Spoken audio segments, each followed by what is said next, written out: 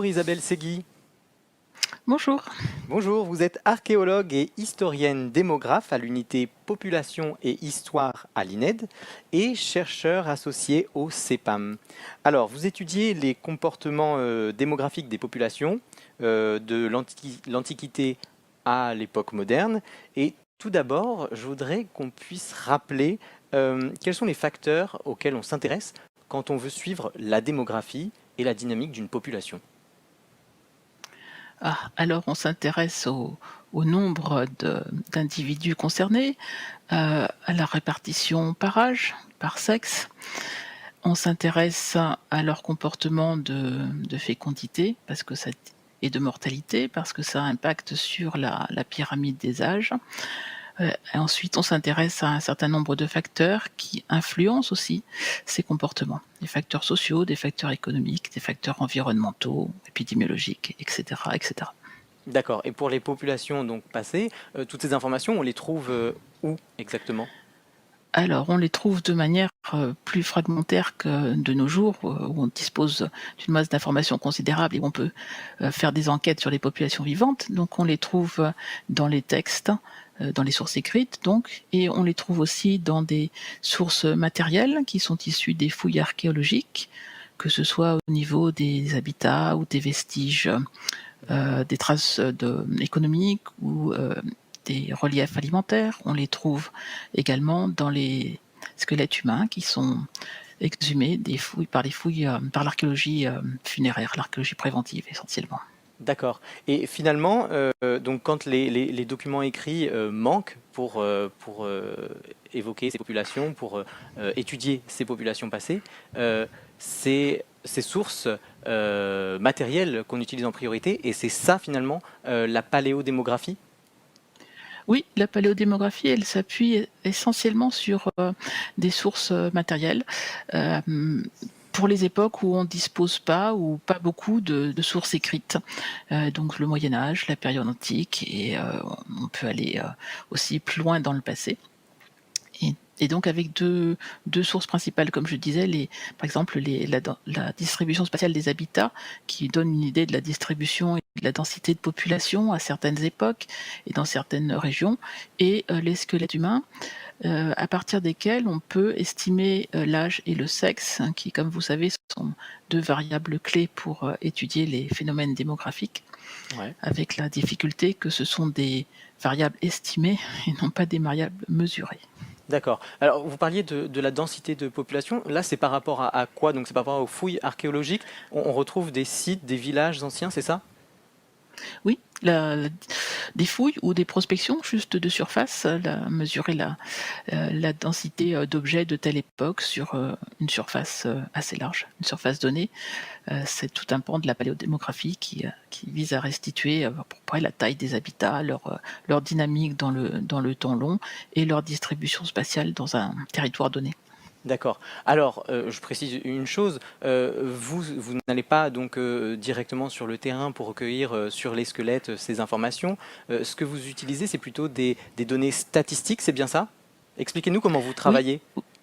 oui, j'arrive en bout de chaîne. Je dirais qu'il y a les archéologues qui fouillent, et je travaille principalement sur les restes osseux et dentaires humains. Donc les archéologues qui fouillent, les anthropologues qui prennent les mesures, estiment l'âge, estiment le sexe. Et moi ensuite, j'essaie de résoudre avec d'autres collègues des problèmes statistiques qui sont que les variables dont je vous parlais, sexe et âge, estimées sur les squelettes, ne sont pas très très bien corrélées avec, en tout cas pour l'âge, avec un âge chronologique, un âge calendaire qu'on utilise généralement en démographie. Et donc là, il y a un premier et gros problème statistique à résoudre qui nous oblige à rester dans le domaine probabiliste. D'accord. Donc estimer une probabilité d'âge, une probabilité de distribution d'âge au décès. D'accord. On arrive à être assez précis quand même, ou c'est vraiment des écarts assez importants d'âge?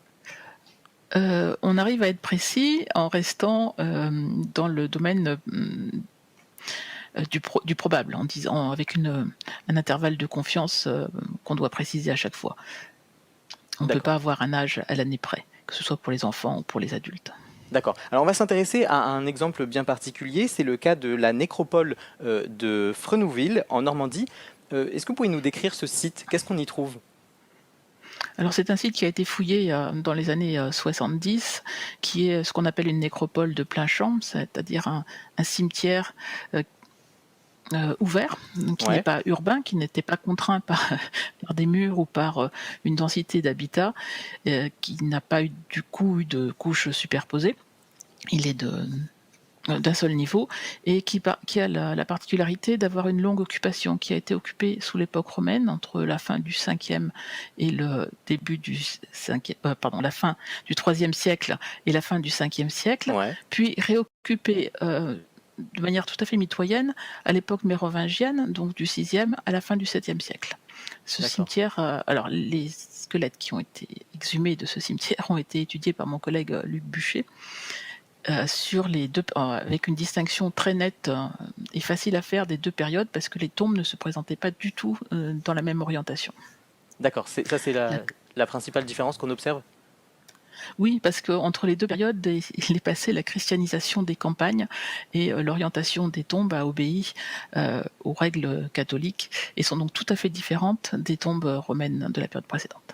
D'accord. Alors que révèle la paléodémographie quand on étudie ce site sur, sur cette population, ces populations? Alors, ces populations, parce qu'en fait, ce sont probablement plusieurs populations et différentes. La région a connu plusieurs migrations importantes. La grande surprise qu'on a eue, c'est de constater que la vie était assez bonne sous l'époque Ouais, romaine, avec une probabilité de survie à peu près comparable à celle qu'on avait au XIXe siècle. Tandis qu'à l'époque mérovingienne, les choses étaient beaucoup plus compliquées. La durée de vie moyenne, alors là je parle uniquement des adultes, pour les deux périodes, uniquement ouais. des adultes, a régressé de 10 ans, ce qui est quand même assez considérable. Et ça a concerné essentiellement les hommes jeunes. D'accord. On sait expliquer pourquoi, pour quelles raisons on observe ces différences? Alors probablement parce que la fin du 5e, début du 6e siècle marque une période de grande instabilité, de grandes difficultés, à la fois climatiques, parce qu'on assiste à un refroidissement des températures, ce qui génère des problèmes de récolte, des problèmes frumentaires, des crises Ouais, alimentaires, donc c'est-à-dire des famines, une recrudescence des épidémies.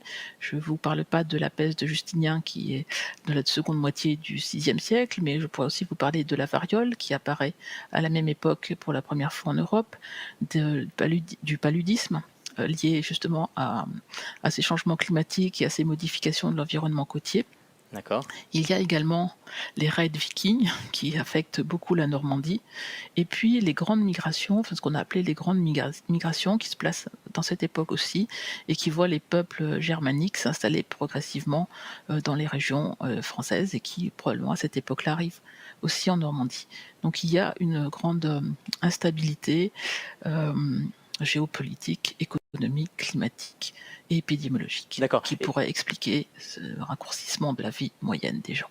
D'accord. Une dernière question rapidement pour conclure. Est-ce que la paléodémographie peut nous aider pour comprendre aujourd'hui nos sociétés? Nos sociétés, peut-être pas, mais l'impact que peuvent avoir des difficultés majeures sur nos sociétés à long terme.